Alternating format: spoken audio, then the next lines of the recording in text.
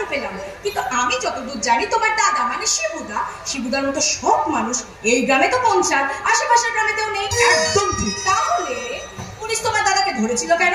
দাদা নাকি ওই হাটে প্রকাশ্য দিবালোকে মদ খেয়েছিল তাই। সে তো অনেকেই খায়, কিন্তু ছোট বাবুর ধারণা প্রকাশ্যে মদ খেলে নাকি পরিবেশ দূষিত হয়। বাবা ভারী তো আমার পরিবেশ, তার নাকি আবার দূষণ। মল্লিকা, তুমি খেয়াল করেছো বিদেশ, এই গ্রামের শেষ মাত্রায় যবে থেকে ওই মোবাইলের টাওয়ারটা বসেছে না, চড়াই পাখিগুলোর আসা যাওয়া কত কমে গেছে।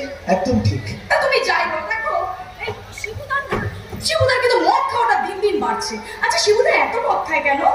কেন খায় তা আমি জানি মল্লিকা। তুমি জানো? হ্যাঁ জানি। আসলে সারাটা দিন হেসে হাসিয়ে সারা গ্রাম ঘুরে বেড়ালেও দাদার মধ্যে আছে একটা চাপা কষ্ট, আছে একটা সাংঘাতিক যন্ত্রণা।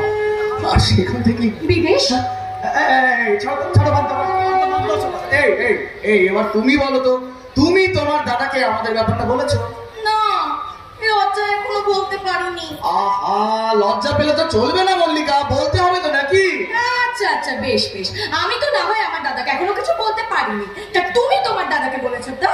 আমি আমার দাদাকে নিয়ে ভাবছি না, বেশি ভালোবাসে। তাই নাকি? হ্যাঁ জানো মল্লিকা, জানো দিনের পর দিন দাদা নিজে না খেয়ে আমায় খাইয়েছে। আমার যখন জ্বর হতো তখন মাকে বলতো, মা মা তুমি ঘুমিয়ে পড়ো মা। আর নিজে নিজে সারা রাত জেগে আমার মাথার পাশে বসে আমায় জল পড়তে দিত। লেখাপড়াটা বেশি দূর করলো না, শুধু আমাকে উচ্চশিক্ষিত করবে বলে। মাঝ পথে পড়ালেখা সব ছেড়ে দিয়ে শুধুমাত্র দুটো পয়সা রোজগার করবার জন্য ওই চাষের জমিতে জোয়ানের কাজে লেগে পড়লো দাদা। সত্যি শিবুদার কথা যত শোনে না, শ্রদ্ধায় আমার মাথাটা নিচু হয়ে যায়। ইচ্ছে করে ওনার পা দুটো ধরে একটা প্রণাম করি। করবে করবে করবে করবে করবে, নিশ্চয়ই প্রণাম করবে। আগে তোমাকে বিয়ে করে ও বাড়িতে নিয়ে যাই, তারপর নিশ্চয়ই প্রণাম করবে। হ্যাঁ, কিন্তু তোমার মা আমাকে বৌমা বলে মেনে নেবেন তো? আরে দাদা আছে না, আজ পর্যন্ত আমি দাদার কাছে যা চেয়েছি তাই পেয়েছি, তোমাকেও পাবো। সত্যি সত্যি সত্যি সত্যি, এই দিন সত্যি করলাম। কি এবার খুশি তো? খুশি খুশি খুশি খুশি।